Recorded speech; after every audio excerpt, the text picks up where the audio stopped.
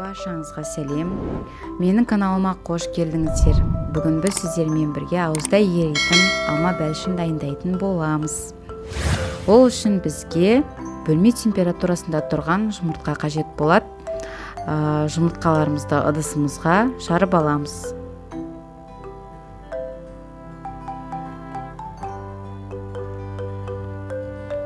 Жарып алған жұмыртқаларымызды кішкене миксермен араластырып, оның үстіне аздан шекерімізді салып, жақсылап араластыратын боламыз, ақ көбігі шыққанша.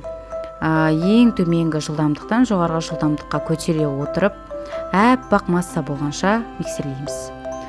Миксерлеп болған соң, ұнымызға 1 шай қасық қопсытқышты салып, жақсылап араластырып, екеуін біріктіріп, оны електен өткізетін боламыз. Міндетті түрде електен өткізгендеріңіз жөн, себебі оның кішкене түйіршіктері болуы мүмкін.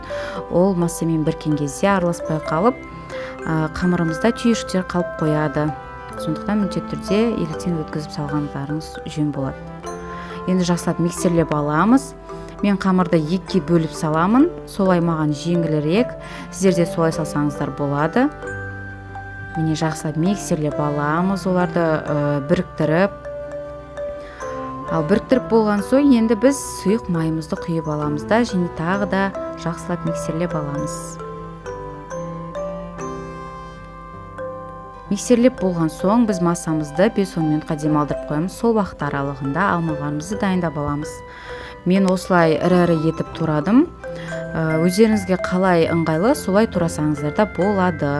Ол арнайы шарты жоқ, бұлай істеу керек деген. Алмаларымызды турап болған соң, демалған массамызға дайын алмаларымызды салып, жақсылап екеуін араластыратын боламыз. Жоғарыдан төмен қарай араластырып, екеуін біріктіруіміз керек. Сол кезде жақсы болады, дәмді болады.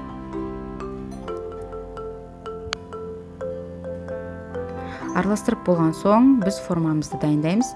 Мен форманы ештеңемен майламаймын, ештеңе жақпаймын. Тек осылай астына пергамент қағазын төсеп, массамды сала беремін.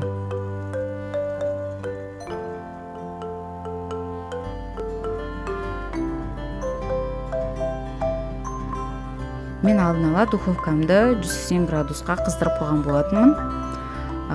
Сіздер де солай жасасаңыздар болады.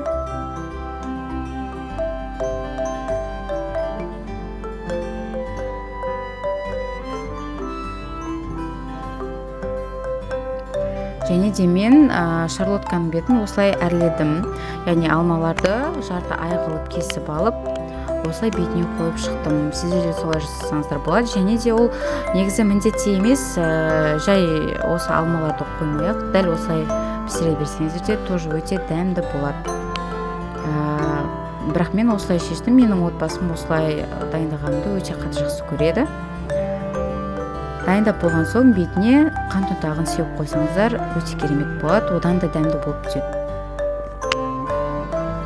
Міне менің массам дайын, енді мен оны 30 минутқа немесе 40 минутқа духовкаға саламын. Міне біздің бәліш дайын болды. Мен ыстықта күйінде осылай қант ұнтағын сеуіп жіберемін. Сол кезде өте жақсы болып сіңіп тұрады. Сіздер де олай жасау міндетті емес, формадан алып болған соң да сала берсеңіз болады. Міне достар, біздің алмалы бәлішіміз дайын болды. Менің каналыма тіркеліп, лайк басуды ұмытпаңыздар. Әлі де жаңа видеолар болады.